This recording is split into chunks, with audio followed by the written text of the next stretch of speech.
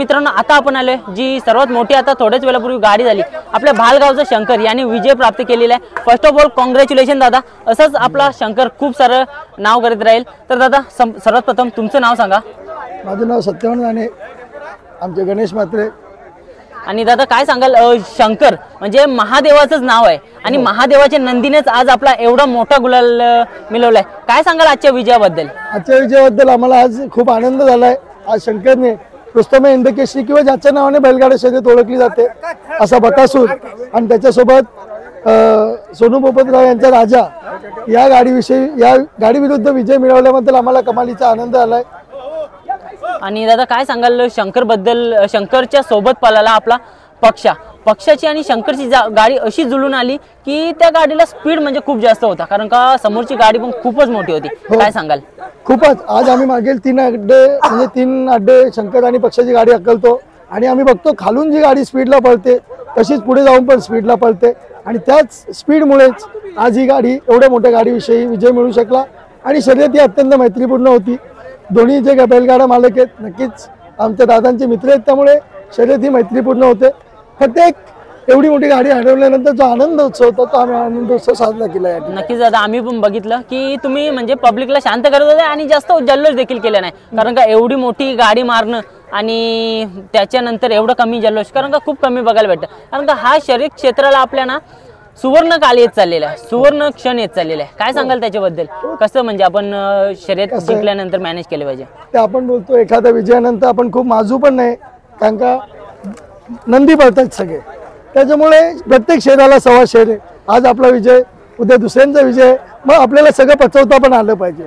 त्यामुळे आनंदोत्सव साजरा करताना आपण काहीतरी मर्यादा पाळल्या पाहिजे आणि आपला आनंदोत्सव आपण आपल्या घरी जाऊन किती जोराने साजरा करू शकतो।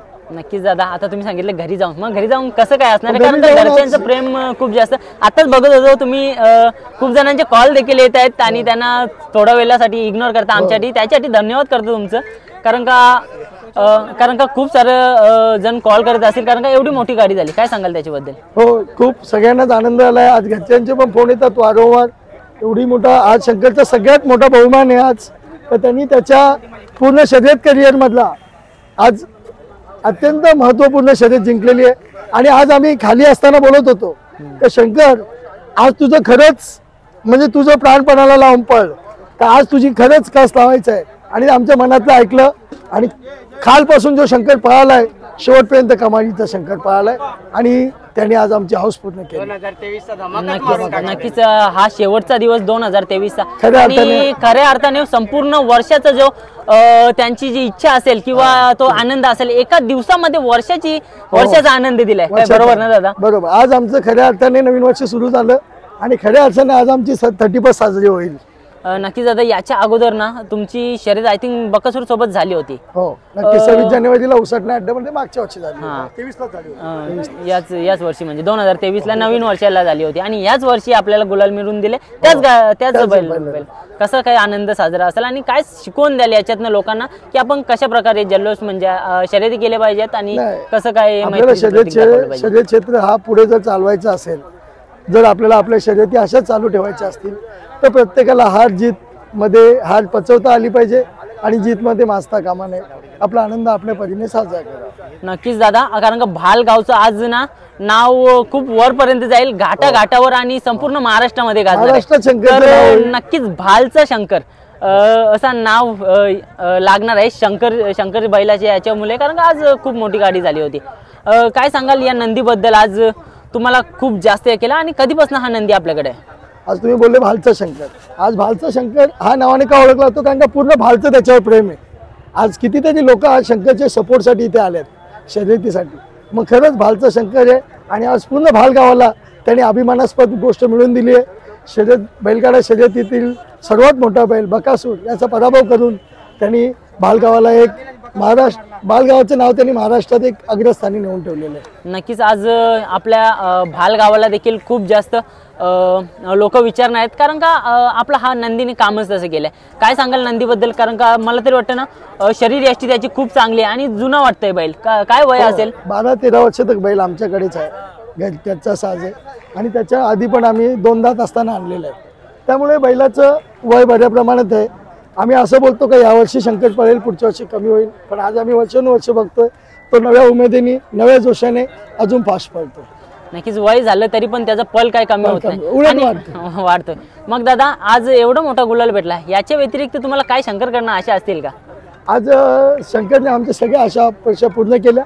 याच्यावरती तो जो देईल आम्हाला ते आम्हाला बोनस समजून घेऊ. नक्कीच बोनस म्हणून देईल शंकर आणि नक्कीच महादेवाचा नंदी आहे असं खूप सारे आनंद देत राहील.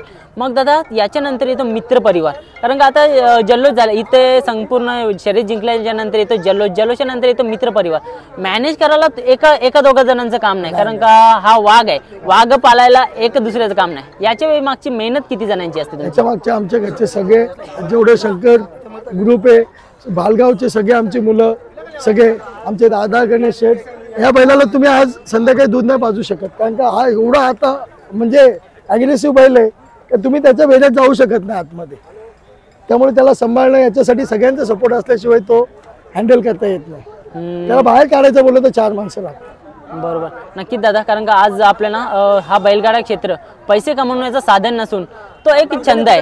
काय सांगाल त्याच्याबद्दल? कारण का बरीचशी लोक आहेत ना की आम्ही विचार करतो की आता आम्ही बैल घेऊ, त्याच्यानंतर मोठ्या शर्ती करू, त्याच्यानंतर आम्ही पैशात केलो. हा ही गोष्ट कुठेतरी चुकीची आहे. याच्याबद्दल काय सांगाल तुम्ही? बैलगाडा क्षेत्र हा पैसा कमवण्याचं साधनच नाही, तो तुमचा छंद आहे. हाऊस म्हणून करायचं. पैसा कमवण्याचं तुम्हाला बरीच साधन आहे, इथे पैसा कमवण्याचा काय संबंधच नाही. आणि दादा आणि नवीन पिढीला सांगेन, युथला सांगेन, तुम्ही करिअरची छंदाशी सांगड घालू नका. करिअर वेगळा आहे, छंद वेगळा आहे. तुमचं करिअर करून तुम्ही छंद पाळा. तुम्ही 12 दिवस छंद म्हणजे वर्षाचे 12 महिने तोच छंद पाळाल तर जमणार नाही. नक्कीच दादा, कारण का आज आपल्या भालगावच्या शंकरने आज आपला इथपर्यंत नाव रोशन केलंय.